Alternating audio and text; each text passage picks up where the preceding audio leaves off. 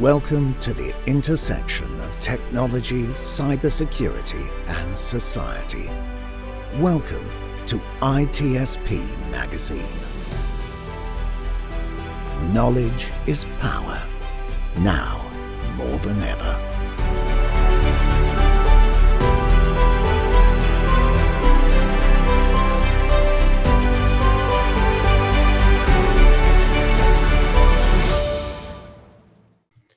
Marco. Sean, are we there yet? Yeah, we are there yet. We're on the road to San Francisco via Washington, D.C. Wow. We're doing a flyover. All right. It's, nowadays with digital and virtual, you can do a lot of crazy stuff you couldn't be doing years ago. Exactly.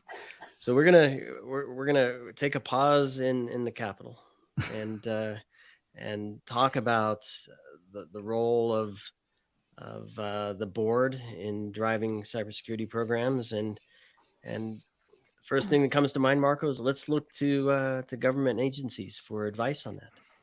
Because we share information, threat information, we share standards, but somehow I feel, this is my own perspective, I feel we fail to ask department leaders in government, how do you look at security programs? How do you look at insider threats? How do you look at, and I think there's a lot to the gain in the public sector. Sorry, the private Absolutely. sector from the public sector. It's all connected. You can't just think in silos. And I think we've learned that in cybersecurity quite a bit. So let's do that. Let's talk about that. Let's talk about that. So this is in connection to a panel that our guest is moderating, I should say, at RSA Conference coming up. And Dana Linnet, thanks for joining us. Good to meet you. Good to chat with you. Thank you, Sean and Marco. It's a pleasure to be here. And hopefully I pronounced your name right, but now is your chance to correct me. Dana Linnet, yeah. Dana Linnet, there you go.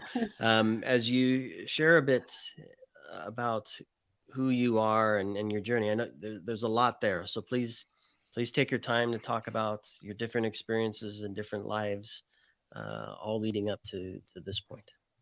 Yeah, no, thank you so much for the opportunity to be here. And I mean, in the setup, we talk about, you talked about how we could glean a lot from government, but actually, I think, as you mentioned, government and the private sector have a lot to offer one another. And the key is taking the best practices and advice from all sides and coming up with something that is, going to work.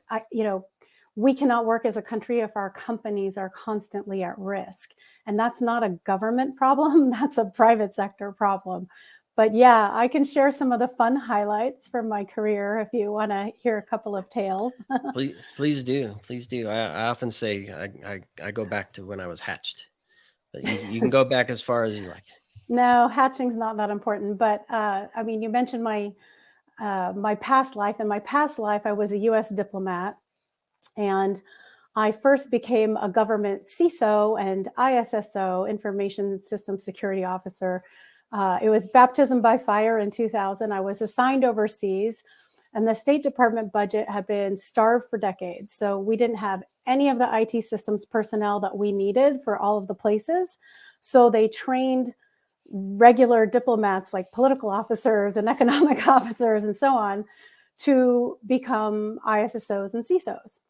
And that befell to me. I had to be trained on how to become a network CISO and ISSO. And I thought, gee, is that what I signed up for? Not really, but it was really great learning. And back then, obviously, the tools were not as sophisticated and the threats were not as pervasive, but they were there nonetheless. But also because the budgets were starved, the fun didn't stop there. I also got to be we didn't have a regional security officer or any intel officers. So then they threw a couple extra hats on me on top of that. So I had all of the security operations at my overseas consulate, from cyber to counter surveillance to counterterrorism and so on. And those were really wild times. I'm glad they have since gotten the budget to hire the right people. But, because of that budget starvation, it really wasn't that great on our national security. And before you move on, forgive my ignorance, Sure. Is that the early days of what is now known as CISA? No, this was in or the no, something Department of different? State. We had our own like CIO infrastructure. It was Okay. run out of the IRM Bureau. The CIO of the State Department runs their information management systems. They too will be on zero trust and all the other cloud lockdowns and so on. But those were the early days of cyber, when we did have, things happening, but they were not quite on the scale. Well, I have to make an observation here because it seems to me that every time we have conversation about cybersecurity, we always like, well, we finally learned that it's not just a tech issue. Mm-hmm. And now, we not only because of the gap in the industry, because we need to talk and tell story to the board and connect the business and everything else, we see that there is value in all background, right? I mean, psychology, philosophy, political science, policy, and everything. In a way, I'm thinking like, when this happened to you and you've been like, what do I have to do with this? But it's kind of like foreseen what now we're actually embracing. So some thoughts on that? Yeah, I have to say sometimes things happen for a reason, but back then, we're a very, you take your orders as long as they're lawful, you do them to the best of your ability. So I saw it as a real opportunity because I like technology and I had my own consulting company, before I was a diplomat. So, I really loved all those sort of early adoptions of all the little things. Remember ICQs, and instant messaging back then and all the fun things. So I was very attracted to the tech side, and I felt grateful that through this horrible circumstances, I was given the opportunity to do that. And then subsequently, and throughout my whole career, later on, my next tour after that, I was a political military officer in Estonia, and the Estonians were actively getting hacked and stuff by the Russians. The Russians and the Chinese were all targeting me by then as well. And it was pretty obvious. We sussed out pretty quickly what was going on. But I had the opportunity to help them I spearheaded the U.S. Support back in 2004 for the establishment of the NATO CyberSecurity Center of Excellence, where we could, get the Estonian, their advanced IT and their mindset and their learnings from all of this, and get that into the NATO ecosystem and get the information sharing going among allies. Because, back then they were a new member. They joined in 2004, and by 2008, they had opened the NATO Cybersecurity Center of Excellence. So again, I felt serendipitously grateful for, being able to stand up this teaching institution and this information sharing institution that was benefiting not just our country or Estonia, but the whole NATO alliance. And that was a huge opportunity. And can I pause you there? Because Sure. I know just enough to be dangerous about some of the stuff. Most people are, Sean. There. That's right. But because you said the word learning, right? And so I want to hone in on that a bit with this Center of Excellence, because the attacks were digital in Estonia, and it wasn't just targeting government entities. It was also targeting financial systems and other things like that. And to your point earlier, if our businesses can't survive, the country can't either. So anything, obviously don't give anything away that's going to put anybody in jeopardy, but anything you can share from that experience building the CCOE and its subsequent benefits and outcomes that have come from it that really hone in on that learning aspect, sharing information. Absolutely. That's a great question, Sean. I think, first of all, what was really interesting back then from a U.S. perspective is I had to fight my own government to show that this was really important, because they're like, but they're on the border and they should only have tanks and they should only have stingers and they should only have like the sort of traditional defenses. And I said, you guys are missing the ball. Like, listen to the people who know more than you do about, about cyber. And you can't go to infantry people detailed to the U.S. European Command, who that's their whole mindset. And that's their whole security cooperation mindset. I think that was the early wake-up call. Was in 2004, I was really fighting. Like, people in my own government were like, you're wrong, and this isn't what they need, and this isn't the priority for the funding. And I'm like, you guys are going to miss the ball, because this is the problem. Like, this is going to be the asymmetric warfare problem. And then a year later, they get hacked, like you said. So I think the first learning is listen to people who know better, who are experiencing the digital threats against them. The other learning was think ahead, like what's coming around the corner, not just, the obvious of the big bad neighbor that has now invaded Ukraine. But it has to be more than that. But in terms of your question about the sort of cyber learning, I think the information sharing since 2008 has gotten so much more robust and comprehensive.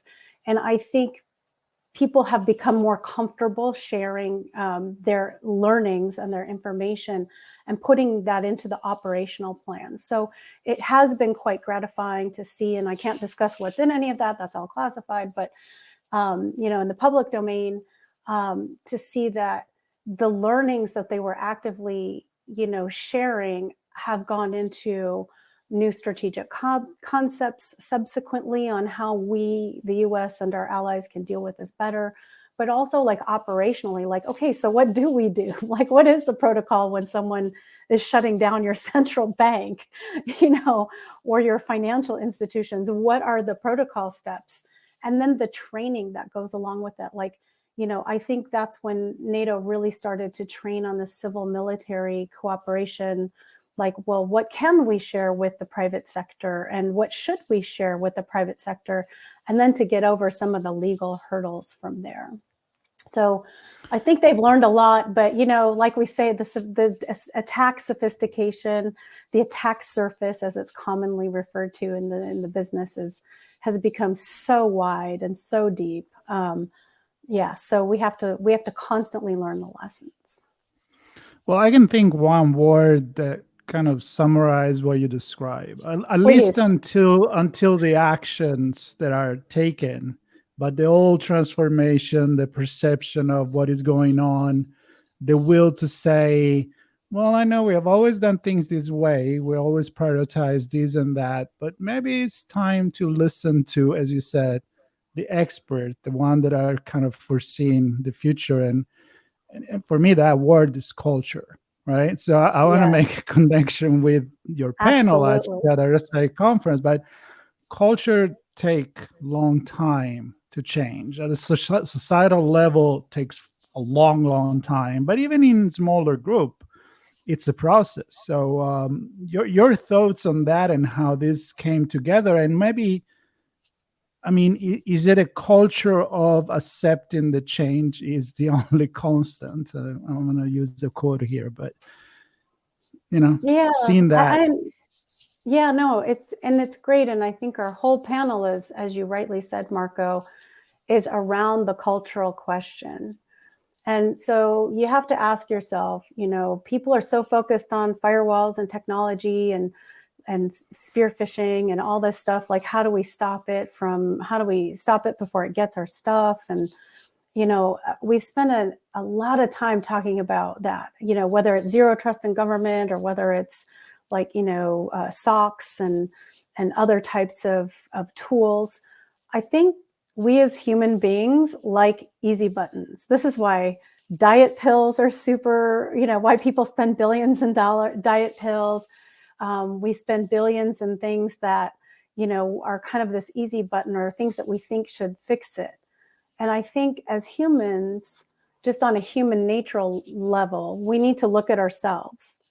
And I think as much as boards, this is my personal perception, having been on boards, served on boards, seen boards operate, I think boards like to delegate things, and they like to say, as long as I'm on top and I see what's going on, but they don't necessarily see themselves as the answer to everything unless they're assigned a specific role, right? And I think my panel's I think the two experts that we have are going to dive into that. And if I could, I think if you ask how this panel came together, right? So, I'd love to share this story. It's a great story. So Mark Sachs, who's also one of the panelists, and we found our way we met up with a guy, Andrei Sitnarski, who runs Cybernation Central. And if you go to his website, he'll tell you the story of how his company got hacked years ago and how he never wanted this to happen to anyone else. And I looked at this, having brought in my government experience. I mean, we didn't even talk about all this insider threat work that I've done both in the private sector and in government. But,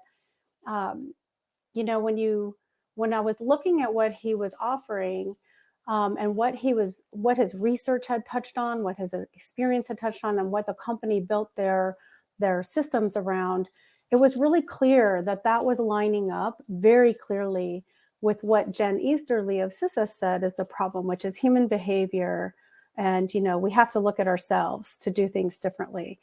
And I went through his protocol and everything. And I, since then, have always recommended boards and C-suites to go through that, because that's the sort of gap between, what they are talking about is really addressing that gap between what boards learn. They go through the checklist and they have this and they're told this is what they should know. And by the way, most people I know, when I talk to fellow board members, they go, yeah, I have to go to this special training to learn how to be a board member. Not all board members are created equally, right? And even the ones who are really sophisticated and experienced, they might not have the mindset that it's their job to lead that culture. And so I really found Cybernation Central to be very have cracked the code. And they were kind of the only ones I saw out there really doing something that addressed that. And by the way, full disclosure, I get no money. I get zero referral money. I get no money, not a dime from them. So just want to put that out there. Same here. Yeah. So there you go. But you can use my name if you look on the website. But no, seriously, I urge you to go there, because when you look at where the breaches are coming from, it's like the enemy's us. The enemy's out there, but we don't have to help the enemy, right? And so I think that this panel, and Mark, he's like me. He's been all over private sector, government at an even much higher level and much more cyber focused than me. And I think we both found this topic of personal responsibility and behavior and culture, leadership culture, to be the missing link in all of this, right? Like, you can't have just the tech. You have to have the tech and the culture and the leadership mindset. So many questions. So little time. I mean, one thing that's in my mind, and we'll see if we go there or not, but just this taking responsibility. I'm going to leave that sit there, and maybe we end up back there again. But you mentioned something about being trained to be a good board member, which to me then says we're, in one sense, maybe a good thing, sharing a broad set of knowledge and best practices with everyone on the board, so we all think the same and act the same, which can be good. But then the converse, or the alternate to that, is every person on the board has their own experiences and their own expertise that brings a diverse view of this.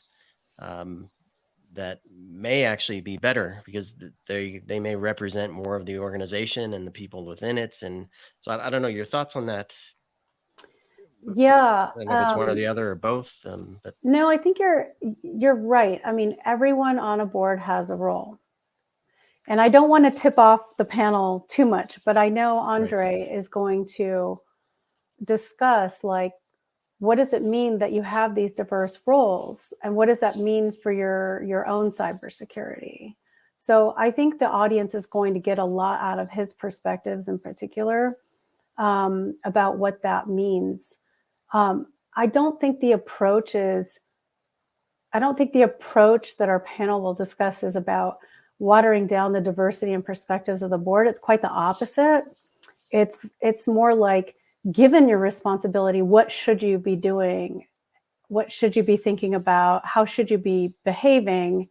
And why that's your job and your job alone, and not somebody else's to delegate to. Like, if everyone takes the responsibility, with their own role, you should have a much more successful approach to your cybersecurity, both strategically and tactically. What do you But think? again, they're going to talk about it. I'm not stealing their thunder. No, No. That's. I'm sure there's a lot to cover there. Our goal is to tease enough for people to actually come there, and if we're going to give away the end, it's not fun anymore. Can't give away the end. I will say, Marco, the room is almost full. So I think there are about 50 seats left. And so depending on this, there may be a bigger room available. Who knows? All right. But I know, I think we're almost, we're just like around 40, 50 shy of 300. So very clearly good. There's an interest. Let's pack the room. I mean, it's an important topic, which is why we're get your tickets now. We're excited and honored to talk to you. That's right. Get on the website, reserve your seat. Reserve your seat. Exactly. Yeah. Well, I was going to ask you something. Like, I know you don't want to talk anymore or give away anymore about the panel, and I wouldn't allow you to do so. It's my responsibility for not to give up too much. But what do you expect from this year conference? Do you have something in mind? I mean, are you kind of sensing the theme of the conference, or apart from what they choose, RSA Conference, but like, what do you think is going to be the vibe? The words among peers in the corridors. Well, that's that's something I've been thinking about, and this will surprise you, but this is my first ever RSA. So I'm really excited to be here. I'm really excited to promote the panel and promote this information. But I'm also excited to kind of soak it up and take it all in. And I have a lot of contacts in the cybersecurity world, which won't surprise you, as I'm my day job company is a public sector facing, we help companies that, support the public sector, a lot of tech, a lot of policy and governance and CMMC and compliance and all that kind of stuff. But I think people are starting to realize that this isn't a you or a me problem. This is a we problem. Like, we're if we continue to work as silos, either as companies, private sector and government, obviously there's a competitive constraint, but I think ultimately the theme Stronger Together is really important, because if you have a weak link in your board or weak link in your leadership team, your executive leadership team, that's going to tank everybody. It only takes one, right? Like, it takes one mistake, one human behavioral mistake, or one person who doesn't have the right mindset or who is incapable of leading a cybersecurity culture from the top down. I mean, the people at the bottom, they're already being told, hey, don't click on any links, don't click on any, but it's, the folks at the top, they can't, I think there's a realization that we keep doing these things over and over again. Like, we keep trying to get at this problem over and over again, and it's not slowing the problem. Like, the number of hack attempts or insider threat or other attempts, that's not getting any less. Like, the amount of cybercrime isn't decreasing because we've all gotten smarter over the years, right? We're all armed with so much information. But the approach clearly isn't deterring the problem. So how can we work together in this? And I think we're going to see a lot of people come out of our panel going, aha, and who can I work with? What can I do? What can I take back to my ELT? What can I take back to my team or my board? How can I partner with, how can we really raise our game? And I think by sharing these insights with each other, it's really important. I really do believe in the theme Stronger Together anyways, a life philosophy, by the way. And I think, what I'm going to do is I'm going to talk to a lot of people. I'm going to just hear what they have to say, where they think things are going. I think people are at a crossroads right now, again, because the problem keeps getting worse. We keep going to conferences and we keep doing more and more things, but are we doing the right things? And so I'm going to be listening for what kind of changes are out there other than, locking down your whole system even more. I'm going to be trying to pick up on who out there is addressing that personal responsibility, or who out there is addressing, like, how do we work together with other people to, really create deterrence. Well, I know Sean is going to close and make the call to action, but there is one sentence that you said, and it's kind of stick in my head. It's, at least don't help the enemy. I feel like that's really strong, meaning you don't have to be an expert, but at least know enough that, together we can avoid a lot of things. Don't be so irresponsible, or I don't know if that's the right word, but conscious about what we do, because we are all potential entry door for a cyber attack. Right? Exactly, Marco. And I think the other piece of advice is arrogance. I think because we have so many experts, like, I'm excited to learn from this, like the 50,000 experts that are going to descend and swarm all around me at RSA and pick up the buzz and all the knowledge and all the things. But sometimes we get wrapped up, like we're promoting ourselves as the experts, or, I think we all need to take a humility pill. And this stuff can really truly happen to anybody, and it is happening almost to everybody. The probabilities are kind of high. So, I think humility and learning and, like, taking down the arrogance factor a couple notches will help all of us, no matter how advanced we think we are in the field and how much we know. I think I know that's what I'm going to do, and that's what I'll be looking for, people who adopt that kind of philosophy. And, I think there was something like, there have been different statistics out there. CNC on their website has like 97% of breaches are human. Verizon did a study, it's 82. I don't really care if it's 82 or 97. That's way too high. Like you say, Marco, don't help the enemy. We are too often helping the enemy. So, how can we lower our own arrogance notch enough to learn and to help each other and, really live up to this year's theme?